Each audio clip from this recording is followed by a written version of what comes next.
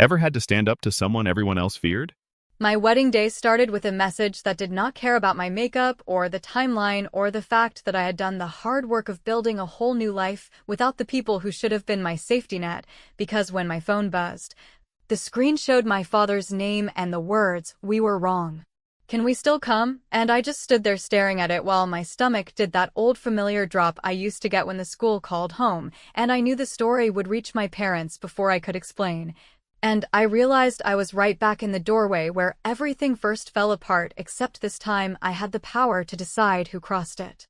If you want to understand how that message landed, you have to go back to the week my cousin Emily decided I was her problem to solve. The week she sat at our kitchen table with that innocent face she wore like a uniform and told my parents that she had proof I was sleeping around and selling pills, and she said it like she was heartbroken to be the messenger. Like she was trying to save the family from me and my parents, who loved being seen as the kind of people who kept everything tidy and respectable, did not ask for receipts or timelines or even a conversation. They just chose the version of me that fit their fear and their pride. And by nightfall my mother was folding my clothes with the brisk hands she used on laundry day, while my father told me that I could pack a bag and go figure out who I wanted to be somewhere else.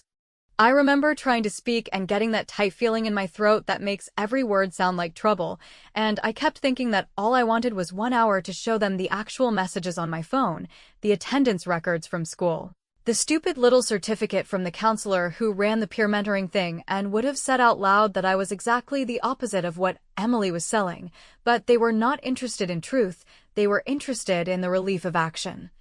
So they pushed, and I moved, and there I was in my room folding my life into a backpack while the family group text pinged with relatives chiming in about prayers and tough love, and Emily, who always loved an audience, sent me a single private text that said,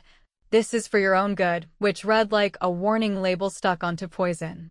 I left the house with one bag, and I did not cry on the porch because I understood I would need every bit of focus. I had to get a place to sleep and a way to keep up with school, and as I walked to the curb I made two decisions that would shape the next years of my life. I decided I would not beg for love from people who needed me small to feel big, and I decided I would keep every scrap of evidence I ever touched, because people who lie depend on your exhaustion, and I was not going to give them that gift. I crashed on a friend's couch, picked up extra shifts at the coffee place near the bus stop, and learned very quickly that shame is cheaper than rent but costs more than you think, and every time I saw a church acquaintance or a PTA mom at the counter trying not to stare, I felt that weird mix of anger and humiliation that makes you want to defend yourself to strangers, yet I swallowed it and kept moving, because survival is a full-time job and I was already working too. Here is the part one have never told my parents, and maybe they will hear it now the way they should have heard me then. The night I was thrown out, I sat on that couch with my backpack as a pillow and I opened my phone and scrolled back through months of messages.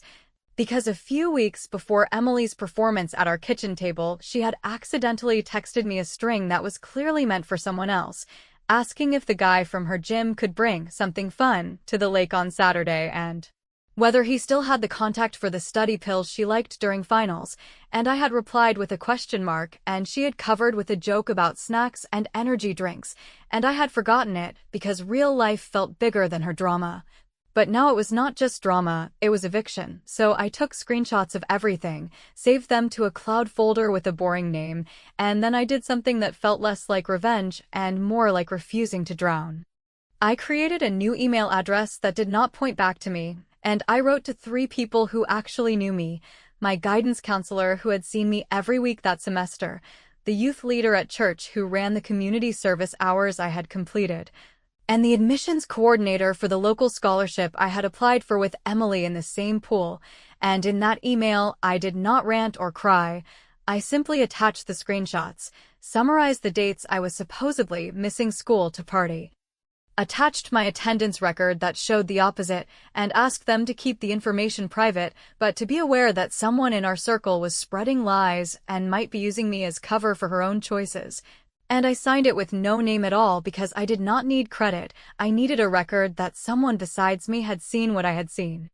I wish I could tell you that lightning struck and the truth roared through our town like a siren, but life rarely gives you that, and the next morning I still had to show up for work and smile at people who were already telling each other a story about me. Yet a few days later the counselor called me from a blocked number and spoke carefully, saying she could not discuss other students, but she wanted me to know that she had received my note and that documentation was important, and if I ever needed a statement about my conduct, she would provide it, and I hung up with the first hint of air in my lungs since the night I left. So when my father's message blinked on my wedding day, when he wrote that they were wrong and asked if they could still come, the version of me who packed a bag and walked out without a fight and then sat on a stranger's couch building a quiet folder of truth was very much alive.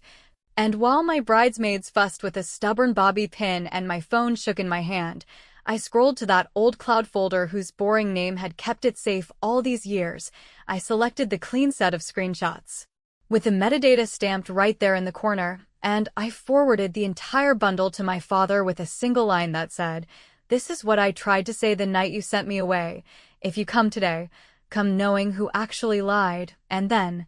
because I am not the girl who waits at the window anymore, I added one more recipient, the church elder who had once called me a cautionary tale, and I hit send, and I slid the phone face down on the table, and when I stepped into the hallway to breathe, I saw a notification flash that someone was typing back, and I knew the door I had walked through years ago was about to swing in the other direction. When people talk about starting over, they make it sound like a motivational poster, but what it really looked like for me was counting tips on a friend's coffee table while trying to stretch them into bus fare and the sandwich that would carry me through a double shift. Answering messages from classmates who just wanted to check in while asking loaded questions that let them say my name with a little thrill, and learning how to keep my head down at work when a familiar face from church approached the counter and asked for decaf with that careful tone people use when they think they are addressing a ticking problem, all while sleeping in a living room where the cable box hummed through the night and pretending that the dull ache in my chest was just fatigue and not the sound of a family bond snapping at the root. I kept school because losing that would have made the lies true by default, so I arranged my shifts around attendance, leaned on office hours like they were life rafts, and accepted help that bruised my pride because survival is made of boring choices stacked in a row.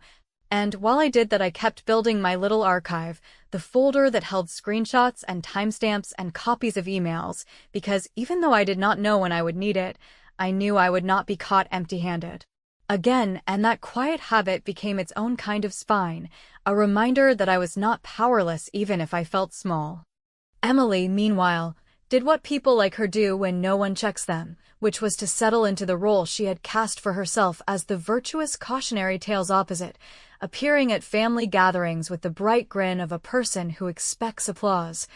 sliding into conversations about college plans and internships, and dropping hints about leadership and character that landed like little knives, and my parents, starved for an image they could present to neighbors after their daughter had made bad choices, fed her those lines and ate them with relief, which sounds harsh until you realize how convenient it is to believe a story that protects your pride.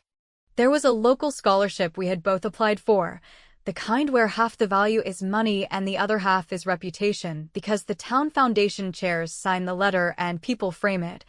And I almost withdrew when I got the interview invitation because the idea of sitting across from adults who might already have a version of me in their heads made my stomach churn.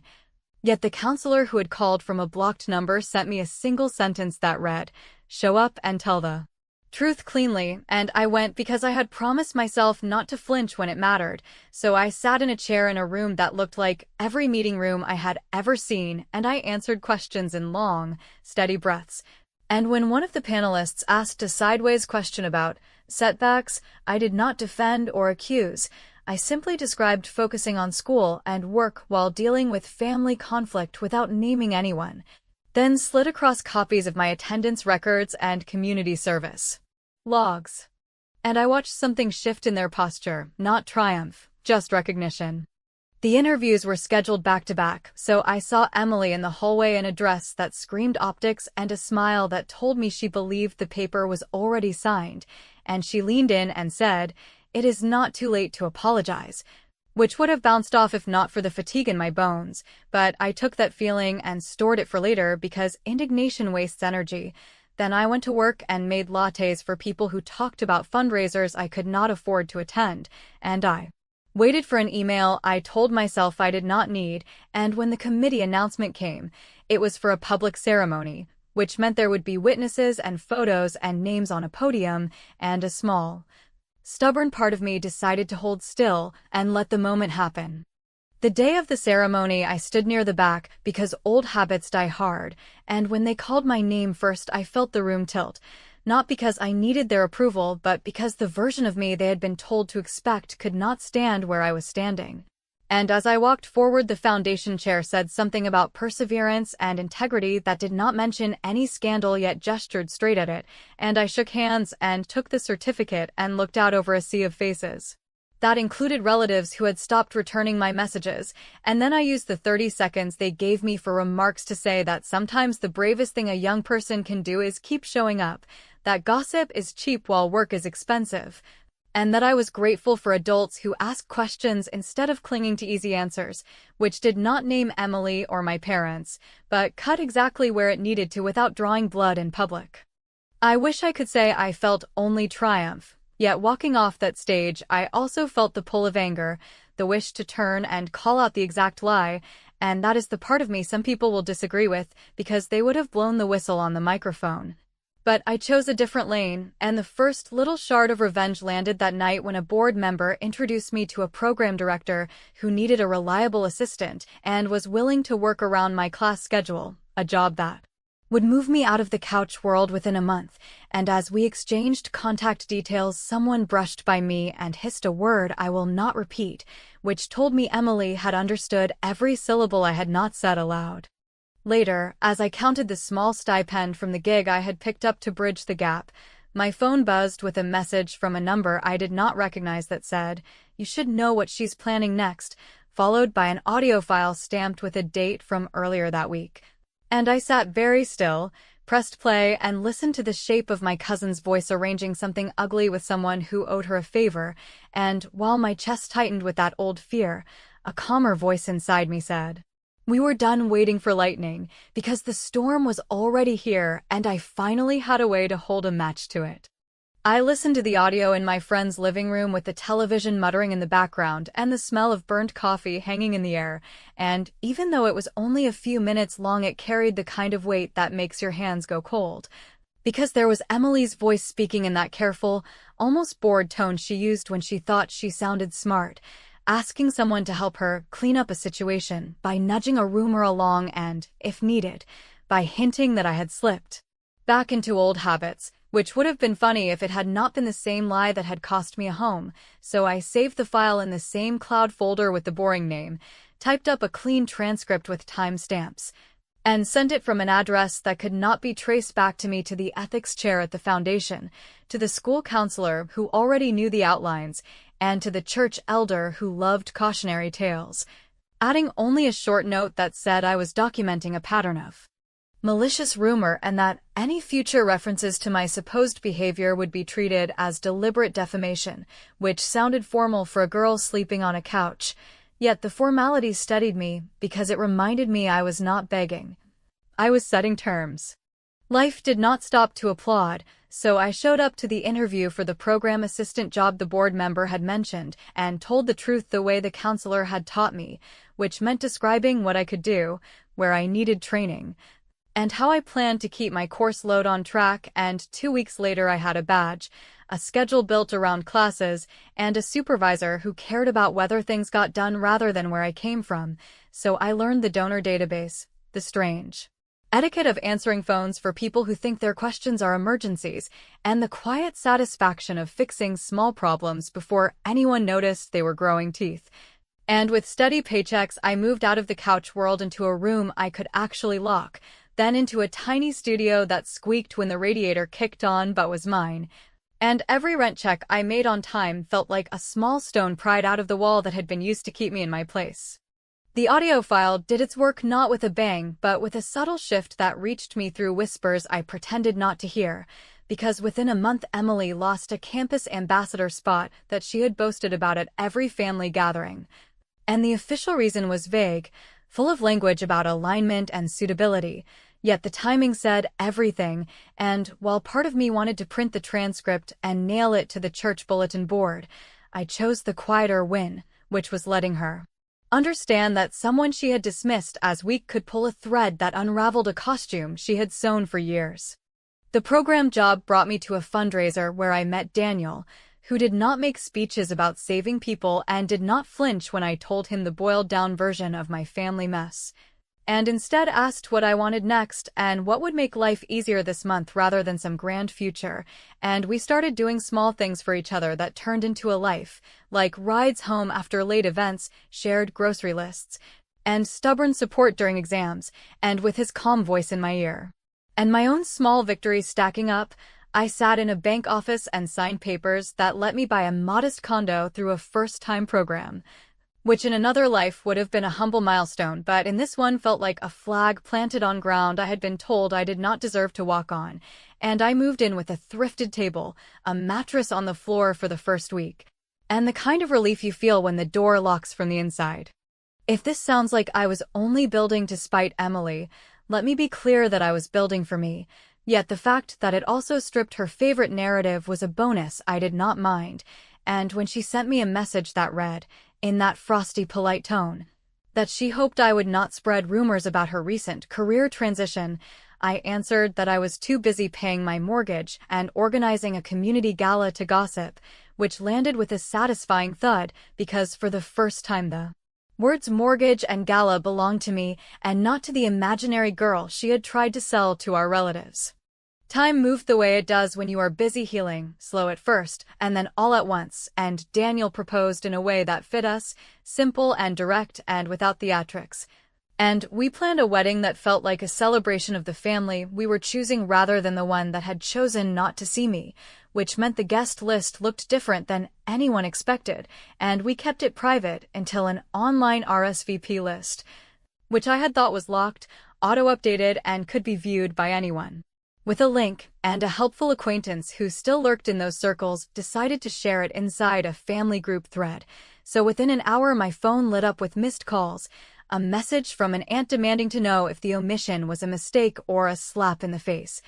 and a new voicemail from a number I recognized as Emily's latest workplace that began with a cheerful greeting and shifted into a warning that she wanted to meet before my big day to clear the air, which told me the next move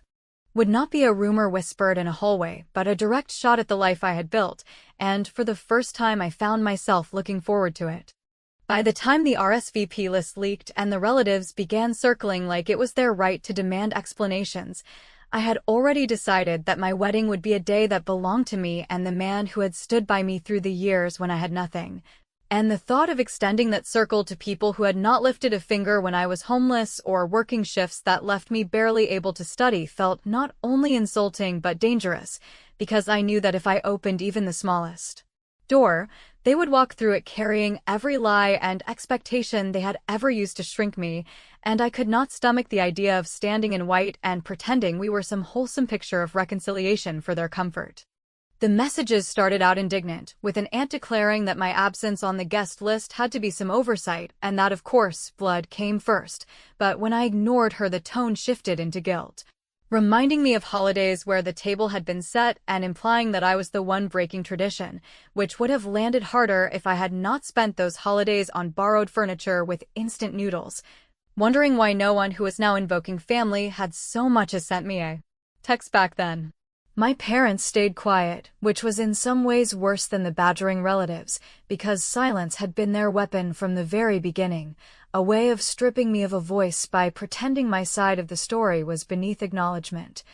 And I told Daniel that the quiet was almost a guarantee that some move was coming, because they only stayed quiet when they were preparing a performance.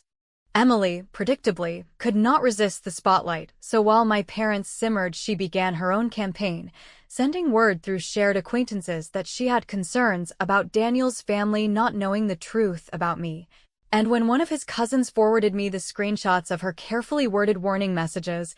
I nearly laughed at the desperation leaking through her grammar. Except I also felt the familiar weight of dread because I understood that she would not hesitate to march right up to the people who mattered most to me and try to repeat the same trick she had used years ago, only this time I was not a girl without resources.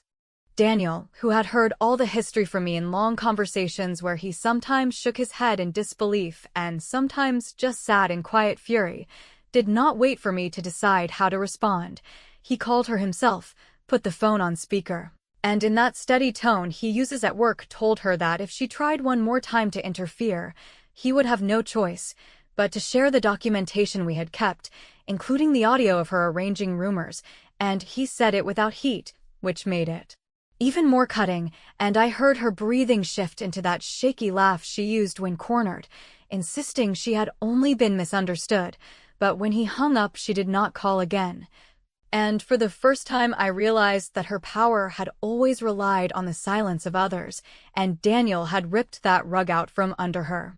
Still, the air around the wedding began to thrum with the kind of anticipation you feel when you know someone is going to crash a party just to make it about themselves. And I made peace with that by deciding that if they showed up uninvited, they would not find me pliable or nervous. They would find a version of me they had created with every push and lie, someone who no longer believed family titles guaranteed respect. The morning of the wedding, as the makeup artist pinned my hair and the dress hung waiting, my phone buzzed with a message that pulled the air straight out of my chest. It was from my father, written in that clipped,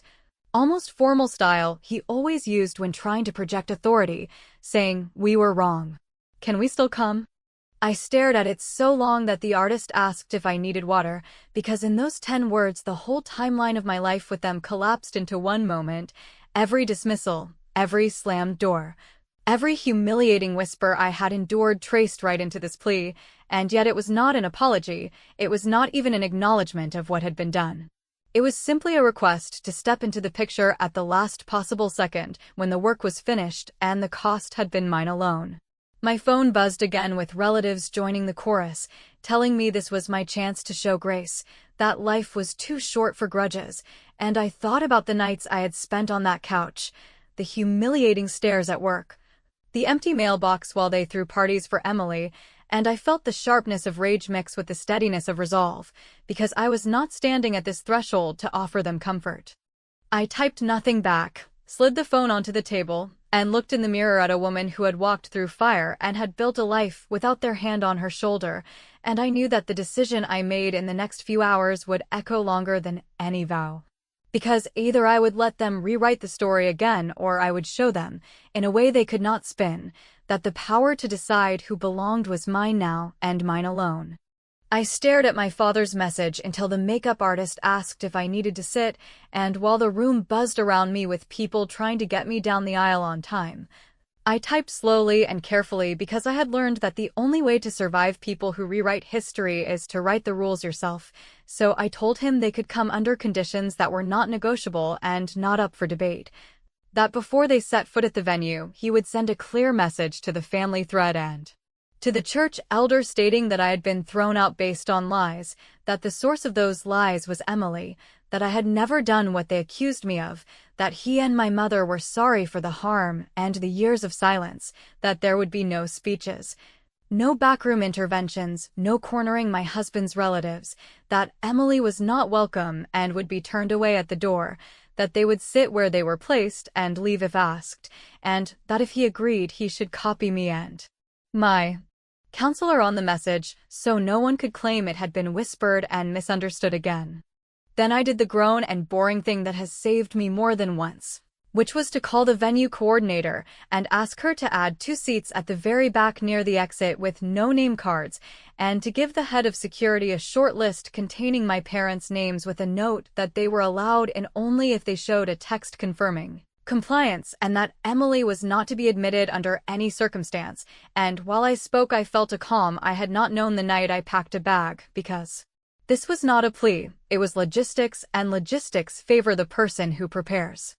10 minutes later my phone pinged with a screenshot from my father that I read twice to make sure I believed it, a message to the same audience that had once passed around rumors like candy, in which he wrote that they had failed me. That they believed falsehoods told by someone we all trusted, that I had never done the things that were said, that he and my mother were asking for forgiveness for the harm, and that they would respect any boundary I set, and I watched the thread explode with shocked punctuation and with the first notes of real anger aimed in a new direction as Emily fired back a wall of denial, only to be answered by the ethics chair from the foundation, who dropped a short line about verified evidence and professional consequences, and by my counselor, who added that she had offered statements about my conduct years ago and had been ignored, after which the thread went quiet in that specific way people go quiet when they realize the room has changed and they're old. Lines no longer play. My parents arrived during photos and stood in the lobby holding hands in a posture that looked like bracing, and I stepped out because I wanted this to be clean, not dramatic. And I handed my father an envelope that contained a single page I had written in plain language, a written acknowledgement of what had happened and a promise to correct anyone who repeated the lie in the future, along with a receipt for a donation Daniel and I had already made to the shelter where I had volunteered, with a space for my parents to add their own amount if they wished, not because money fixes anything but because restitution should look like something you can point to, and I told them that signing the page did not buy their way back into my life. It simply meant they would never again pretend that the past was cloudy, and my father took a breath that sounded like rust and signed, then passed the pen to my mother, who signed with a hand that shook and said she had known pieces and had been afraid. And I told her that fear is a choice that costs other people blood. We walked them to their seats without hugs or chit-chat, and as we reached the back of the room, security's radio crackled with an update that a woman was at the door insisting she was family and that any ban was a misunderstanding. And when the guard said the name, I felt nothing sweet, just a clear sense that this was the moment I had been building toward without even admitting it to myself. So I asked him to thank her for coming and to let her know the event was private and that any attempt to enter would be treated as trespass, and when she raised her voice in the hallway and began reciting a prepared speech about forgiveness, the coordinator nodded and the guard escorted her off the property, not with a scene, but with the same professional calm I had used in my logistics, which somehow felt more powerful than any public blow-up could have been. During the ceremony, I did not look toward the back, because this day was about the people who had shown up for the small years, the years with instant noodles and second-hand furniture and study notes traded over tired coffee.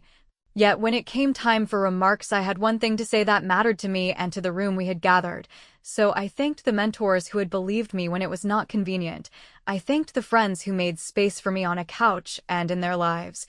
I thanked Daniel for helping me build something that felt like home, and then I said that family is not a title you keep while you injure someone without ever doing the work to repair it, that apologies begin with truth and continue with consistent correction, and that I release any debt owed to me and at the same time close the account, which meant there would be no more bargaining at holidays, no more pretend unity for photographs, and no more space for people who think love is a press statement you issue when you want a seat at the table. After the ceremony, my father asked quietly whether there could be dinner sometime soon, and I told him that today had been the beginning of his work, not the end of mine. That if he and my mother wanted a future, they would need to spend a year correcting the story every single time it surfaced, even when it cost them standing, that they would need to show up to hard conversations without defensiveness and to therapy without posturing, and that after that year we could talk about what comes next. Not before, and he nodded like a person who has just seen a map of the road he should have taken long ago and was deciding whether to walk it. Later, when the music faded and the lights softened and the last of the plates were cleared, I stood with Daniel by the door where the guard had said goodbye to Emily, and I felt the quiet satisfaction of someone who did not win by shouting, but by arranging the truth in a way no one could shove aside.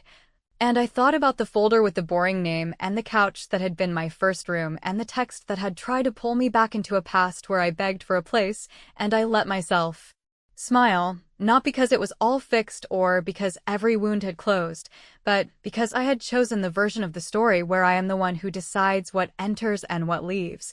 And because the last move had been mine, and it had been clean, and it had been final enough that even the people who once fed on the lie had to swallow the truth or go hungry.